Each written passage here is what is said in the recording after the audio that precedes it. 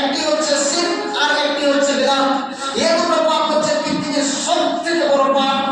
এই দুটো পাপের নিজস্ব ক্ষমতা আছে। নিজস্ব ক্ষমতা মানে দেখেন, আপনাকে দেখাই শিরক এর নিজস্ব ক্ষমতা কি। দেখেন, শিরক যদি কোনো ব্যক্তি করে, দেখেন মনে করেন আপনার বয়স এখন 50 প্লাস। কত বছর বয়স? 50 প্লাস।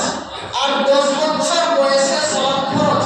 এই 10 বছরের পর থেকে আপনি সালাত আদায় করছেন, তাহলে আজকে যদি আপনার 50 বছর বয়স হয় তাহলে কতদিন আপনি সালাত আদায় করলেন?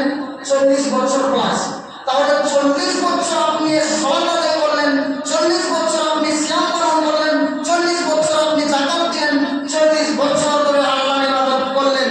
কিন্তু আজকে কোনো একটা সমস্যার কারণে হুজুরের কাছ থেকে তাবিজ নিয়ে এসেছেন, এসে হাতে বাঁধেছেন, কিন্তু আল্লাহ নবী বলছে মান আল্লাকা তাইমান ফাকাদ আসলাকা, কেউ যদি তাবিজ ব্যবহার করে তাহলে সে ব্যক্তি শিরক করলো। তাহলে আপনি কি করলেন? শিরক করলেন। এবার আপনাকে শিরকের ক্ষমতাটা দেখাই যে শিরকের নিজস্ব ক্ষমতা কি।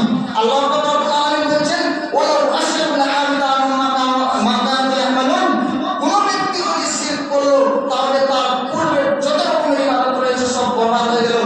সম্মানিত উপস্থিতি, তাহলে আপনি 40 বছর যে ইবাদত করলেন, আপনি 40 বছর আল্লাহর ইবাদত করলেন, আজকে আপনি তাবিজ ঝুলানোর কারণে 40 বছরের ইবাদত সব বরবাদ হয়ে গেল। এটা হচ্ছে শিরকের নিজস্ব ক্ষমতা। আপনি শিরক করেছেন, আপনাকে জাহান্নামে দিবে না কোথায় দিবে এটা তো পরের গল্প, এটা আলাদা বিষয়, কিন্তু ওর নিজস্ব ক্ষমতা কি আপনার ইবাদতগুলোকে বরবাদ করে দেবে। তাহলে আমাদের শিরক থেকে বেঁচে থাকতে হবে। শিরক হচ্ছে পৃথিবীর সবথেকে বড় পাপ। শিরক মানে হচ্ছে আল্লাহকে অপমান করা, শিরক মানে হচ্ছে আল্লাহকে ছোট মনে করা, শিরক মানে হচ্ছে আল্লাহকে তুচ্ছ মনে করা। আমাদের শিরক থেকে বেঁচে থাকতে হবে। আপনি আমি যদি শিরক করি তাহলে আপনি আমি যত ইবাদত করেছি সমস্ত ইবাদত নষ্ট হয়ে যাবে। এটা হচ্ছে শিরক।